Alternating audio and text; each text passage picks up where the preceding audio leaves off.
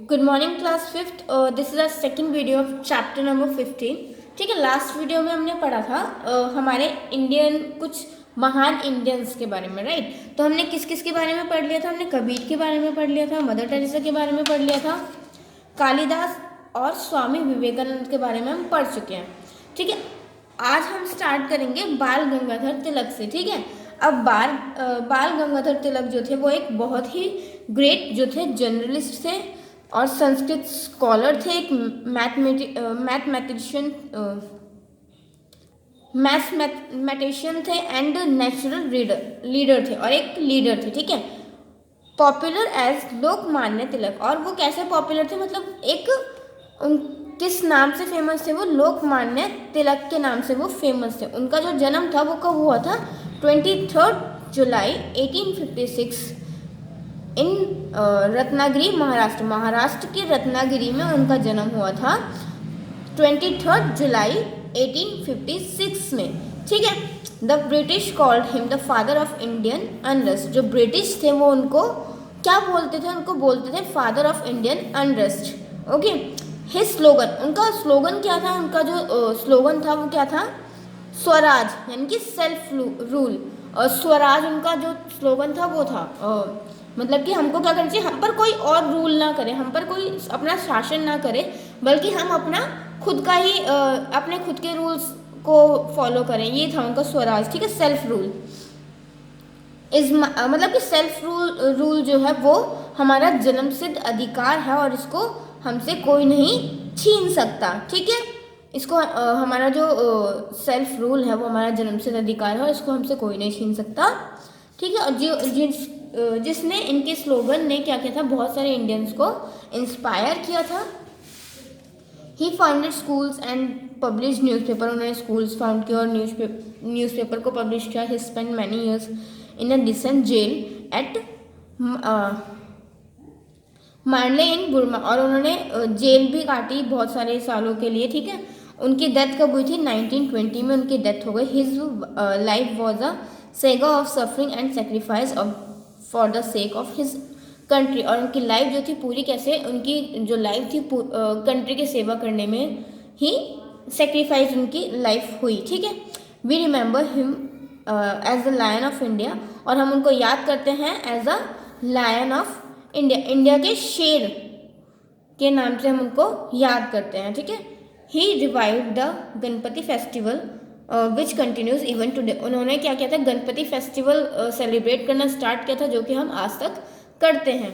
ठीक है, नेक्स्ट है हमारा Homi Jahangir Bhabha, the eminent scientist who developed nuclear energy in India.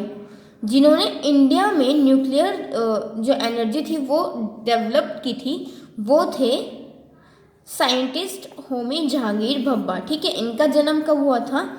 Bombay में, जो कि आपका मुंबई है। इनका जन्म हुआ था 1909 में। ठीक है, एन ऑक्सफोर्ड एजुकेटेड बैरिस्टर। वो एक बैरिस्टर मतलब क्या होता है? एडवोकेट। ठीक है, एक वकील थे जिन्होंने ऑक्सफोर्ड यूनिवर्सिटी से पढ़ाई की थी। ठीक है, he was an exceptionally brilliant student, और बहुत ही अच्छे स्टूडेंट थे वो। He pass his examinations from Cambridge University with the highest grade and also completed his PhD। और उन्होंने कॉम्ब्रिज यूनिवर्सिटी से अपनी जो पढ़ाई थी वो पूरी की और बहुत ही अच्छे ग्रेड से पूरी की, बहुत ही अच्छे ग्रेड आए उनके। और उन्होंने अपनी जो PhD थी वो भी कंप्लीट की। ठीक है, Bhabha was appointed for the first chairman of the Atomic Energy Commission. और वो एटॉमिक एनर्जी कमीशंस के सबसे फर्स्ट चेयरमैन अपॉइंट किए गए। ठीक है, कब? जो कमीशन था वो कब बैठा गया था? 1948 में। The establishment was later renamed as Bhabha Atomic Research Centre in his honour. और उनके ऑनर में जो इस्टेब्लिशमेंट थी, जो हमारी कमीशन बैठी गई थी, उसका नाम चेंज करके क्या रखा गया? Bhabha Atomic Research Centre in. ठीक है, ये रखा गया। Bhabha also encouraged research in electronics, space science, radio, astronomy and microbiology. और उन्होंने किन किन चीज़ों में रिसर्च की थी? Electronics, space science, radio, astronomy और माइक्रोबायोलॉजी में, ठीक है। It is under his guidance that the first atomic reactor Apsara was commissioned in 1956। और 1956 में उनके ही गाइडेंस में एक एटॉमिक रिएक्टर अप्सरा जो था वो बनाया गया, ठीक है। कब? 1956 में। He also establish the Tata institute of fundamental research. और उन्होंने Tata institute of fundamental research जो थी वो भी स्टैब्लिश की, ठीक है, JRD टाटा के साथ। कहाँ पर? मुंबई में। He played a significant role in developing the nuclear program in India. और उन्होंने न्यूक्लियर प्रोग्राम को डेवलप करने में बहुत ही अच्छा रोल निभाया, बहुत ही इंपॉर्टेंट रोल रहा है उनका, ठीक है।